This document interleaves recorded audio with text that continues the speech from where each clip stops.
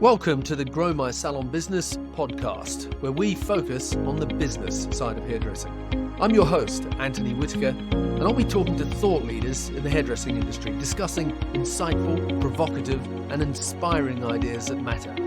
So get ready to learn, get ready to be challenged, get ready to be inspired, and most importantly, get ready to grow your salon business. Hello and welcome to today's episode of the Grow My Salon Business podcast. I'm your host, Anthony Whitaker, and as always, it's great to have you here with us today. Thank you for the compliments regarding the podcast. I really do appreciate it. And if you're one of those people who haven't yet left us a review for the podcast, I would love it if you did. Ratings and reviews are extremely helpful. They do matter in the rankings of the show, and it helps other people find my podcast. And obviously, I also really love to hear what's been helpful to you. So all you need to do to leave a review is go to the Apple Podcast app, search Grow My Salon Business, scroll to the bottom of the page and leave a review, and you would make us very happy. So with that said, on with today's show. A young hairdresser recently asked me whether or not I thought he should go into partnership with a friend and open a salon together. Now, partnerships is one of the many subjects that we cover in the online management course that is currently open for enrolment. But I think it's also a great question, and it'll make a good topic for today's podcast as well. So, over the years, I've had more than one business partnership, and like everyone, I've made mistakes and I've learned a lot along the way.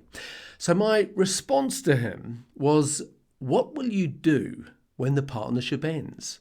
And he looked a bit confused and he mumbled something about them being really good friends and that they really trust each other. But as I said to him, look, of course it's important that you trust each other, but it's also important that you understand that every partnership ends. It's just a matter of when it ends and whether it ends amicably or not. And so it's important that you set it up properly at the beginning to give it the best possible chance of succeeding. Now, just to be clear, I'm not being negative about partnerships. Some of them last a lifetime before they end. But that's the point. It will end, even if that end is at the end of a lifetime. And so acknowledging that there'll be an end to the partnership as being a reality forces you to start with the end in mind and work backwards from that point. I don't think that anyone goes into a partnership of any sort thinking that it will end. I suppose that marriage is the ultimate partnership, and very rarely does anyone go into a marriage thinking that it will end. But the reality is that over 50% of them do end, and unfortunately, most of them don't end well. Now, these days, I'm guessing that most people will live together for a while before getting married, and I don't know statistically whether or not that has a positive impact on the likelihood that the marriage will last longer, but at the very least, it also gives both partners a chance to really get to know what it's like living with each other before they make the commitment to get married. But when two people go into business together, there is no trial period that they can easily walk away from. But there is a lot at stake if it doesn't work out. So, entering into any sort of partnership isn't something that should be done lightly. But unfortunately, that is what many people do. Because going into partnership is comparatively easy, but untangling the partnership when it ends can be very difficult. So before the partnership begins, and while both partners are on good terms and trusting of each other, that is actually the perfect time to have the discussion about the challenges that will lay ahead and how you'll navigate those challenges when they do happen, because they will. The first hurdle is getting both partners to even recognize that having the discussion is even important, because usually full of enthusiasm for what they do and a sense of trust and a genuine friendship, one or both of the partners will think that the best approach is to cross those bridges and deal with any challenges when and if they happen.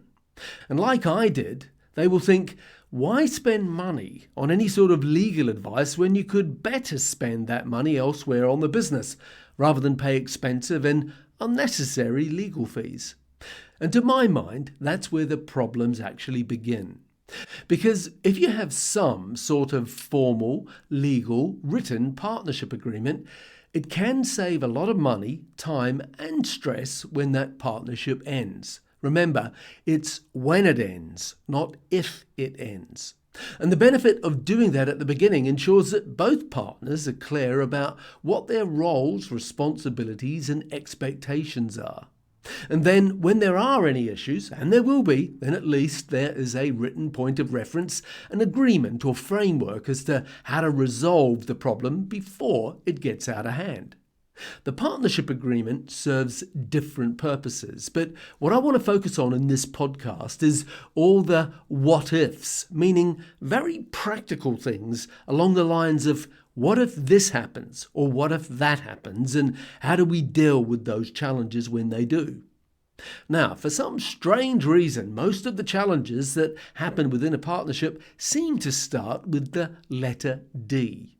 Before we dig into them, though, I'll preempt this list by saying it's not a particularly uplifting list of points, but your business and your assets are a very serious thing, and so a little time spent looking at possible downsides can save a lot of pain in the long term. So, in no particular order, let me talk you through 12 very real scenarios that, should they happen, will have a very real impact on the partnership and the business, and so they should be considered and discussed before entering into a partnership. So with that said, the first one we've already mentioned, and that is death. Now, I don't want to be morbid, but we have to deal with reality. We will all eventually pass away, and sometimes it's at the end of a long and happy life, but unfortunately, other times it's a car accident, cancer, heart attack, or any manner of unpleasant things that might take you out unexpectedly. So that's the first what if. What happens if one of the partners dies? What happens to their share of the business? Does it go to the remaining partner in the business? Or does a deceased person's share of the business go to their family or to their next of kin? And so you now have them as your partner. And remember, we're not just talking about any value that the business has. We're also talking about any debt that the business has. So in any partnership agreement, there needs to be a caveat that stipulates what happens to the partner's shares in the business in the event of their untimely death. The second one is divorce. What happens if one of the partners gets divorced? Is their share in the business protected? Or is there a possibility that their share of the business could be subject to a divorce settlement? The other thing about divorce is that it can also be a triggering event in that it might lead to someone wanting to relocate or sell the business or their shares in the business. So if that were the case, how would that work? Will one partner buy the other one out? And if so, is there an agreed formula for how the business is to be valued? The third one is disease. For example, now I try not to even mention the word COVID, but what if one partner has long COVID or some other disease and is unable to work more than a few hours a week? How will that affect the business shareholding? I mean, obviously, for a bit, you just suck it up and get on with it. But if one partner is no longer able to contribute equally to the running of the business, how long will it be before the other partner has a problem with that? Especially if they're still drawing the same salary and the business doesn't have any insurance to cover it. The fourth one is disagreement, meaning no matter how much you trust each other and how well you get on together, there will be things that you don't agree on. So, for example, what if one partner disagrees with the other over changing the colour line that's used in the salon? Or if one partner wants to hire or fire someone and the other partner disagrees? What happens if one partner wants to expand or downsize or get a business loan and the other partner doesn't? How will you resolve the disagreement? The fifth one is distress, meaning that being in business can be hard. And as an owner, there are sacrifices to make. Statistically, approximately 20% of businesses do not survive the first year. So what if one partner wants to sell up and the other partner wants to try and work through it? How will you resolve the situation?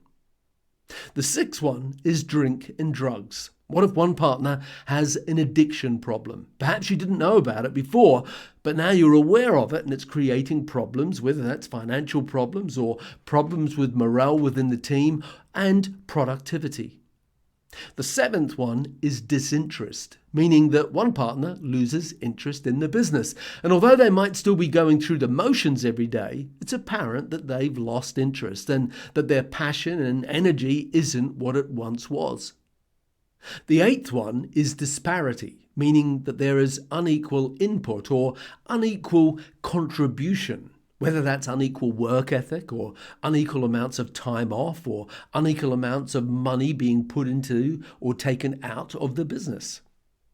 The ninth one is dishonesty, meaning that one partner is being dishonest. Perhaps they're taking money out of the business that the other partner isn't aware of.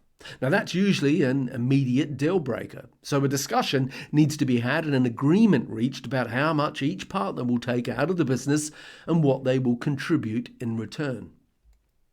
The 10th one on my list is default, meaning that one partner doesn't do what they said they would. They default on their obligations.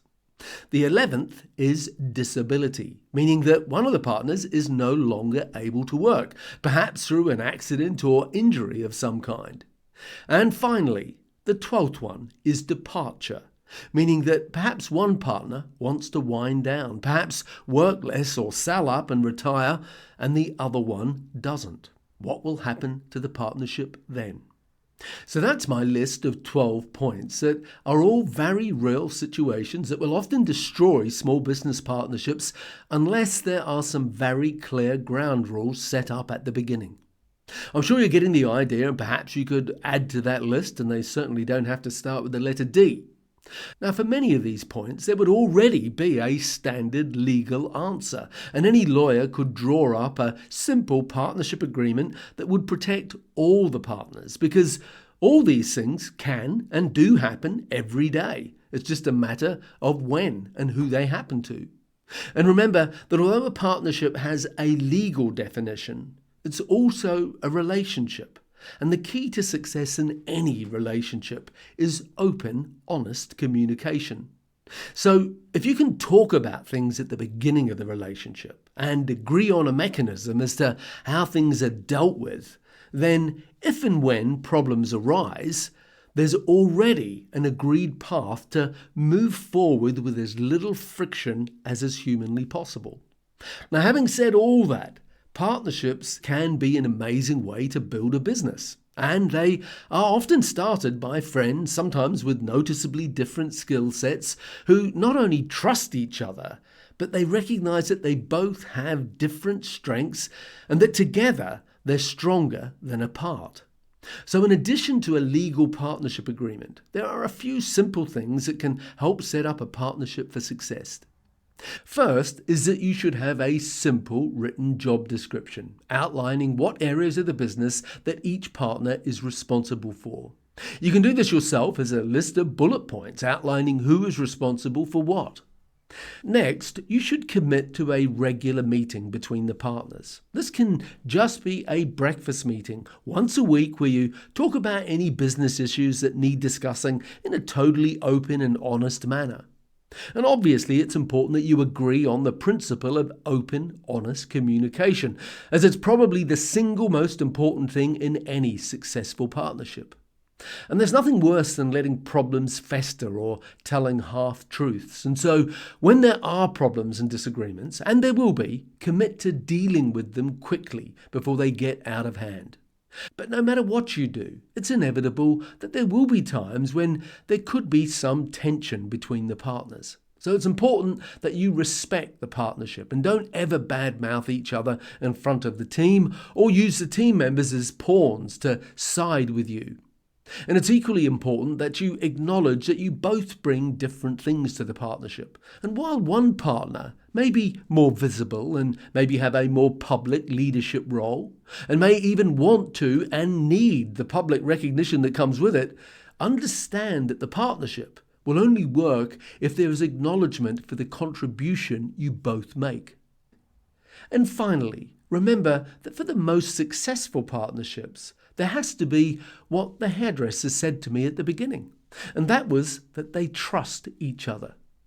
And so with that said, we need to start winding this episode up. But before we do, we have multiple free resources on our website, from our weekly podcasts to the 2-Minute Salon Manager videos, as well as our paid-for resources, whether it's our books, our one-to-one coaching, or our online courses. Now, relative to today's podcast, I want to point you towards the online management course, which is currently open for enrollment. So check that out at growmysalonbusiness.com/course/management. And if you want to find out more, visit us at growmysalonbusiness.com or on Instagram, again at growmysalonbusiness, and I'll be sure to put those links in the show notes for today's podcast on our website. So to wrap up, thank you for listening to this week's episode of the Grow My Salon Business podcast. Thank you for listening to today's podcast. If you'd like to connect with us, you'll find us at growmysalonbusiness.com or on Facebook and Instagram at Grow My Salon Business. And if you enjoyed tuning into our podcast, make sure that you subscribe, like, and share it with your friends. Until next time, this is Anthony Whitaker, wishing you continued success.